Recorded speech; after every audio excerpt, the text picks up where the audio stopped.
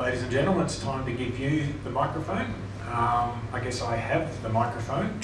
So, or... Snowball's playing up for us. He's working with the project to play gopher. You can just simply introduce yourself and fire away. I'll go ahead and Geoff. I'm just wondering what the attitude of sponsors is in this context, because clearly that would be an important role, I think, to have them on side, or if they're not on side, one can or might be being done to help produce the results that we need. I think our sponsors, and I can only speak for Melbourne Victory sponsors, have all been incredibly motivated in recent times to encourage us to engage more with women in the community. And it's been really interesting. I think some of that is definitely attributed to the rise of the AFLW. And I think in fairness to them, they haven't necessarily seen it as a market because they haven't understood enough about women in sport. And I think now we're seeing organisations that are actually saying to us, well, how do we actually work more with the women's team? How can we get more engaged with women and girls in the community? And that's fantastic. It's a great outcome. I think also sponsors are becoming more corporate responsibility focused. And I was speaking with the GM of diversity at BHP, Fiona Vines, about where BHP looks at its investment and when things are perhaps coming out of a professional club that they sponsor, like Adelaide or West Coast, I think they're going to be engaged with. They then have an investment and they care and they want to see what will we get out of this. And we're certainly seeing Qantas having a very vocal response to Wallabies and how Israel Folau's contract is being managed.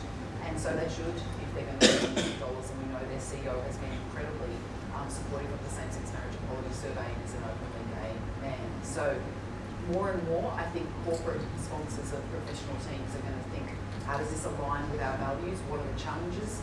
How can we support that team, or the converse, what should we do if that team is doing something we don't support?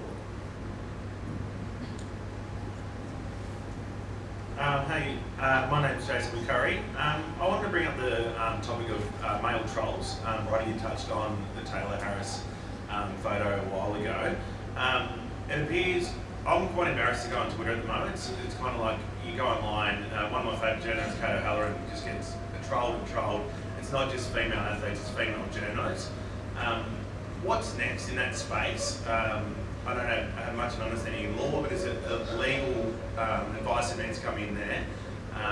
And what does the role, you mentioned Stella before, male champions have changed. We saw Zach Merrin step up yesterday and write that beautiful article. I guess so, two questions there.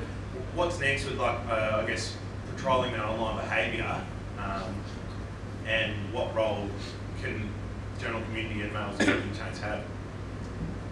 Perhaps there's probably a few layers of effect that can be made. One is the individual. So how does that individual choose to engage or respond or block or report? And I think everyone has a very different threshold for that. Some people are willing to engage in a dialogue with a person who may be being first critical and then it accelerates to something more abusive or just completely time wasting. Secondly, we need to acknowledge that for a lot of people who are trolling is actually there to waste your time and devalue you. So they don't want to engage in, they don't want to be educated, I learned that.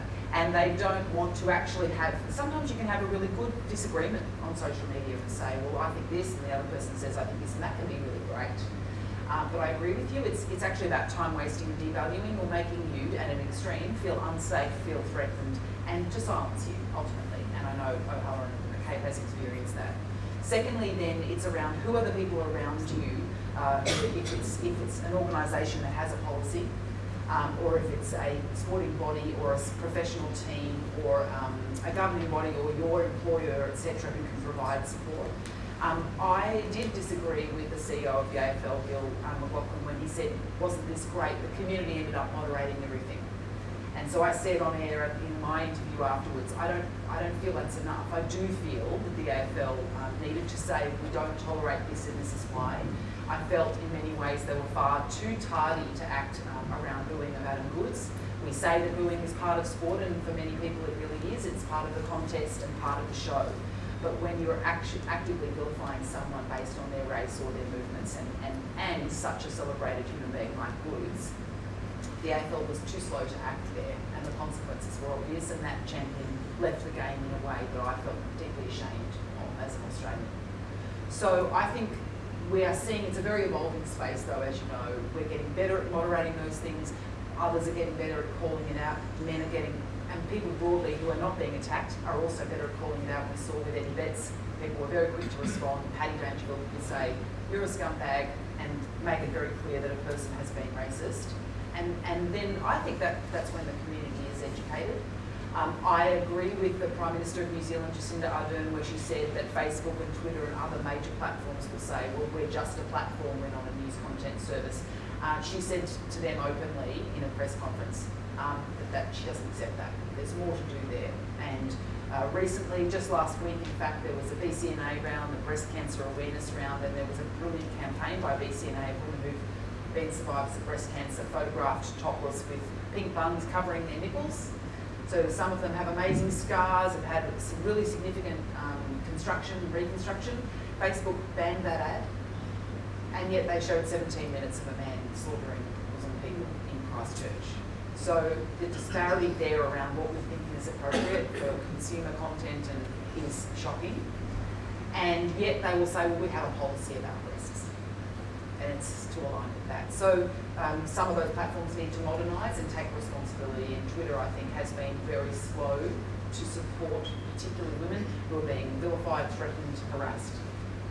I think also from a sporting club perspective, we're learning as we go.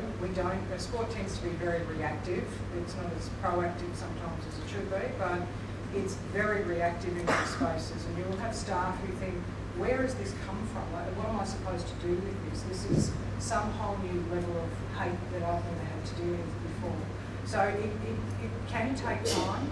It shouldn't, but it can. And I think as we start to learn, as it evolves, we'll get better at managing. Well, I'd like to think we would.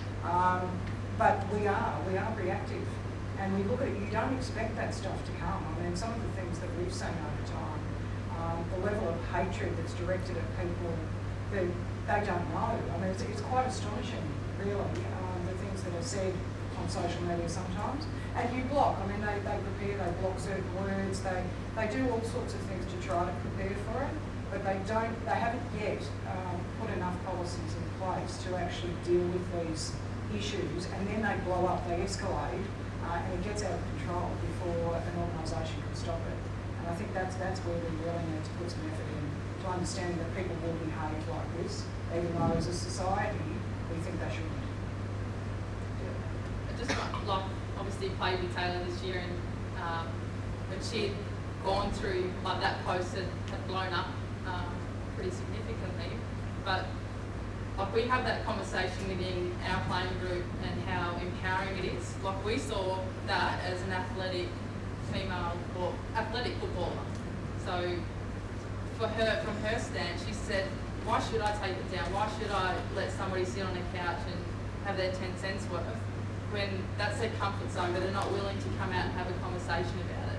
There's a big difference, and then we look at ourselves and what we're about. So she knew the influence and the impact that she could have on all females, on all males, on all Australians, and how we can have another conversation. It's not about this, but it's about that.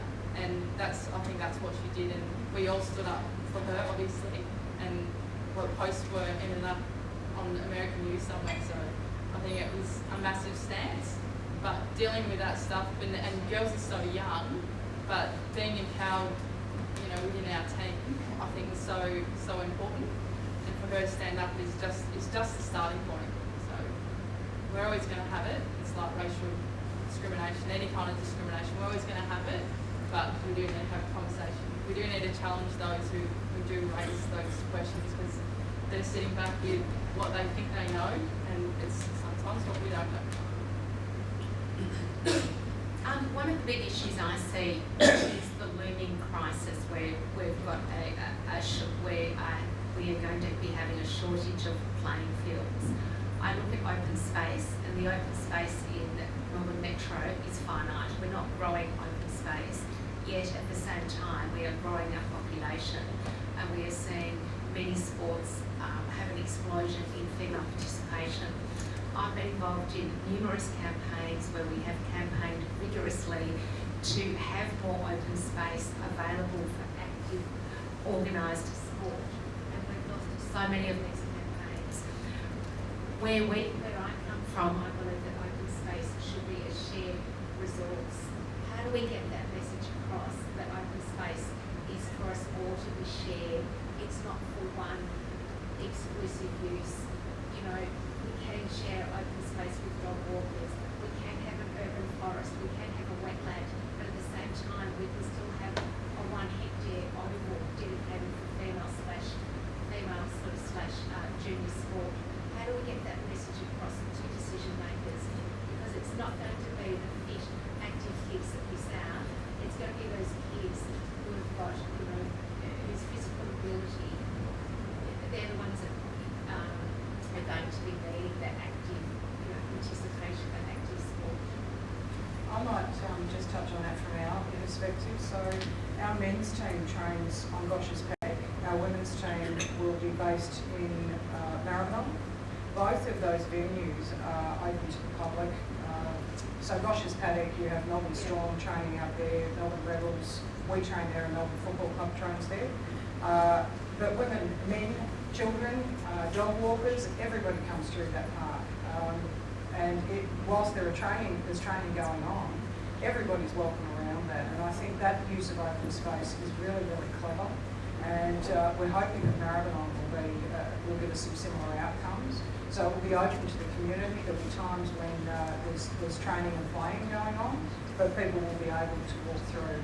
I think they're great examples. It's tougher in clubs because there is so much demand for sport, for participation. We've seen enormous growth in football, in soccer participation, and I think FFV, or Football Victoria now, are really working hard to try and put in a strategy that gives the best possible use of those facilities for everybody. And as I said before, what we don't want are the girls having to play on the substandard pitch and the boys getting the special pitch and nobody else getting access at all. We want these venues to be open to the public. We want everybody to be able to come in and enjoy the sport. Hi, my name is Prof. I've been the AFL ambassador and Melbourne Victory ambassador for a long time, when Nick was in AFL since 2009. My question is, when I hear this conversation about women participation and more particularly for multicultural space, I see two categories here. One, the club playing sports. When the sports played to the club, there is a challenge for women themselves through the elite clubs. But then there is a missing cohort in the new and emerging community space.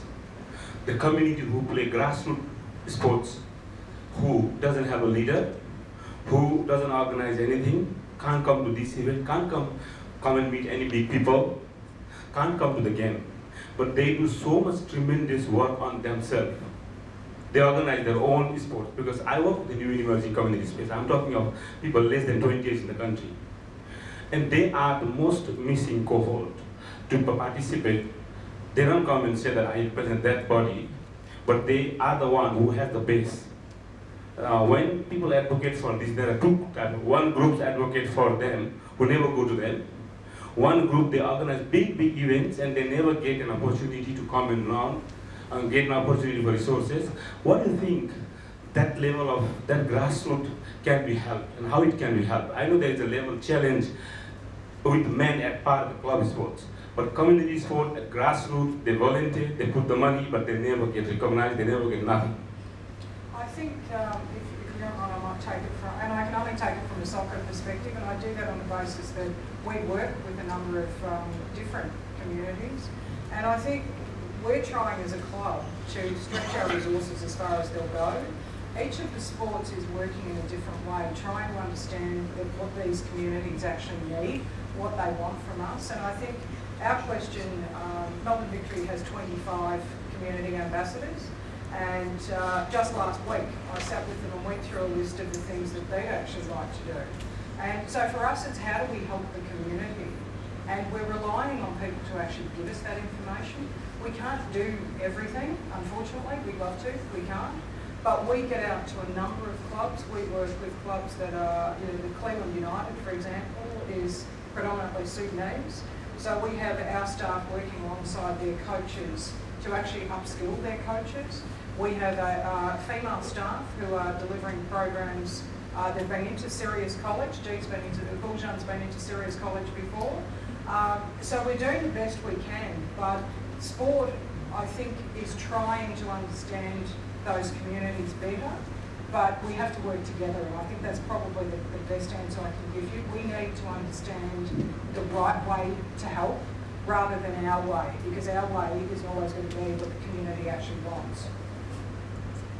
I think we have time for one more question, maybe two or three. Hi, I'm Rebecca from Sirius College, and I just wanted to ask because in women in sports, they face many disadvantages and stuff.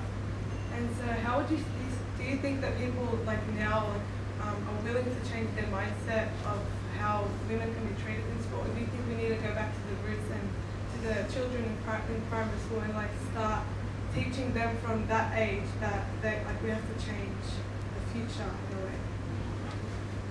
And how would we do that? How can we do that? Well, I would ask how messages and education are being delivered to you as a school-aged person, and where you're seeing your visible leaders, because absolutely attitudes have already shifted, and yet AFL again is doing a really good job, and so other sports have shown some of the stories of players, and we saw, I've forgotten her name, I think it's Rana, who plays for Greater Western Sydney.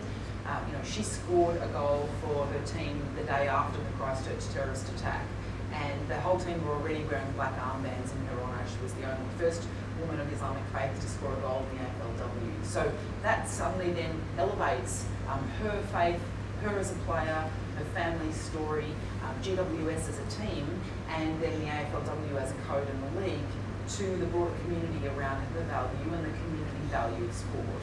So we are seeing these role models, and I know them, and Stella and Kirby know them, but you're right, mainstream media is not necessarily talking about them enough.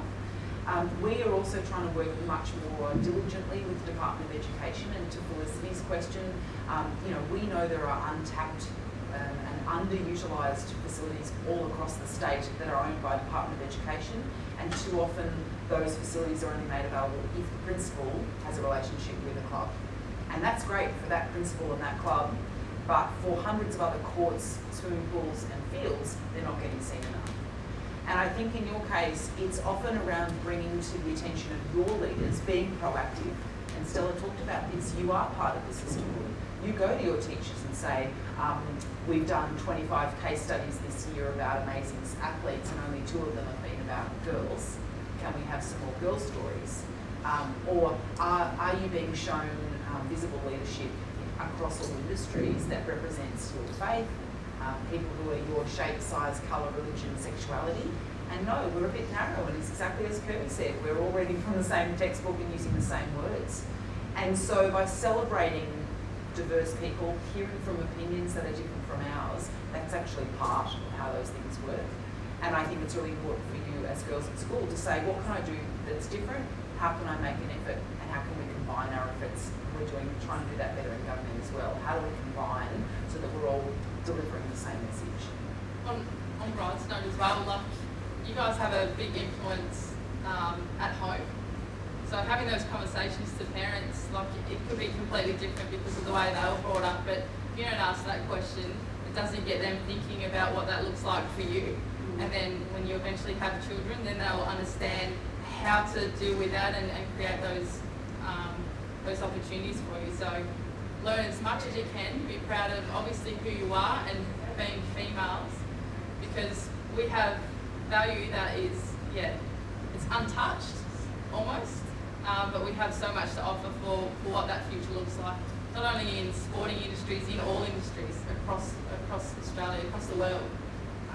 So learn all the time, ask 1,000 questions, challenge people to make them think, not to undermine, but to make them think and go, okay, well that's what that looks like. We also have a responsibility, I think, in sport to position our male role models alongside our female role models, not to say here's the male champion and somewhere over there is the female champion, you actually need men who call that out. And I think Archie Thompson did this one day when I was at an event. Our W League player was in the back of the room, and the club was actually happy to get started with a room full of people, or hundreds of people crammed into this room. And they said, right, we're ready to start. The king of soccer is here. And he said, actually, no, we're not ready to start. Where is she? Come on up. And he's called Melinda up and said, we're not starting without her. So I think it's those male role models who can say, no, hang on a minute, I'm not the important person in the room. There's somebody here who's just as important as me. So positioning them alongside our male players, and we try to do that in terms of our promotional stuff into schools, so that we're saying this is the club, we're one club, we're men and women, but we're one club. And I think to your point about young children, in soccer you tend to see a lot of investment in boys, and I'm sure that won't come as any surprise to anyone who's ever wanted to play soccer.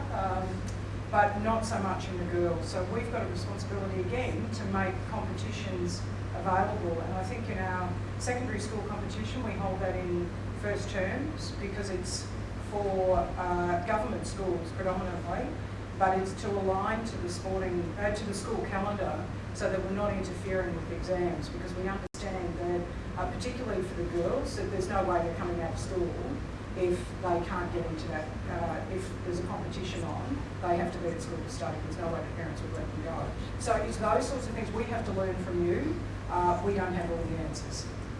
We have time for a short question and a short answer. Really short question. So cricket is a really good example of how you pay equitable wages and you get, a really good, spike in the actual skill level on the field.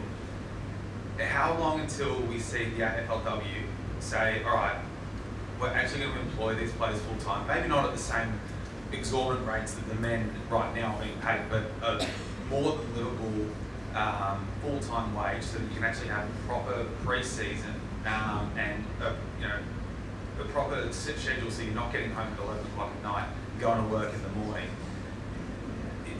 How long until the AFL turn around and say, this is what we're going to have to do to be able to make the product, to quote Patrols, good enough for the TV? I don't know, do you have an answer there? I have an opinion, maybe. Not necessarily an answer, but it's a hard space, because all of a sudden they're like, we're going to move AFLW forward. And not knowing that we didn't grow up understanding everything about the game, our skills, why would we switch it, why would we hit a 45, what's a tackle look like. So our girls are starting to learn from scratch, which means the standard isn't equivalent to what an AFL standard is. So like mentioned earlier, the expectation to perform here isn't. We're still here, we're still learning. Some girls don't even know where positions are.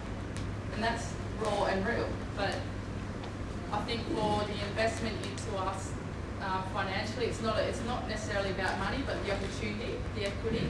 So if we're investing, we've always worked our asses off. Sorry, we've always worked really hard to be the best we possibly can, regardless of injuries, lack of resources, access to doctors. We're left out financially because we're having to pay all these costs for whatever reason. But I think from the AFL's perspective, and you both might be able to, back me or work against me on this, but AFL is a marketable product. So if they can sell the product, then they're going to do that. At the moment, they're not necessarily selling it, but there's an agreement. So how can we make this sustainable? And we do need to invest, but what does that look like? And there's so many questions about what that looks like. Those making decisions aren't really sure where to even start or who to invite to have those conversations. Are there too many candidates on that are making decisions? I'm not too sure. We don't work for the AFL, so we can't answer that question. But I can say that, again, excessive scrutiny on this one sport that's only played in one country in the world. And as a former professional cyclist, so a global sport that has had women's cycling for over 100 years and women competing on the world stage for over 60 years, there's still no minimum wage in pro cycling. But the standard of women's professional cycling has become extraordinary, particularly in the last 5 to 10 years. So it's not all about the wage, but it's absolutely all about, does that player feel valued? Does she feel part of that team? Does she have access to everything that she needs to make her life as simple as possible, so that being an elite football player is her best self for those 12 weeks, for either side. But again, there are the AFL and Nicole Livingston can give 100 reasons why they're not there yet, or why they're not ticketing games, or why they don't do double headers. Not our job. And I think that everyone just needs to relax a little bit about footy and stop being so damn obsessed. I know that's a ridiculous thing to say, but I go to the footy sometimes and I hear people who have never kicked or taken a mark in their lifetime screaming at 36 men on a field like it's life and death. And I get it, it's tribal, but people need to just allow these players to acquire the skills and the nuance and the understanding. And we've seen it, it's exponential already. Imagine if we'd been watching AFLM 112 years ago, how shit it would have been. But we haven't. We've only been seeing it live on TV for 20-something years. But it's pretty bad at the start of the season. And some of the players aren't awesome. So again, people are quick to judge, so salary is part of it. But I think broadly, absolutely, as Kirby said, it's around the AFL saying we value this product, we want to extend it, we want to ask the players what they want, what do they need, what are we going to do with 4 more teams? My goodness, so many questions.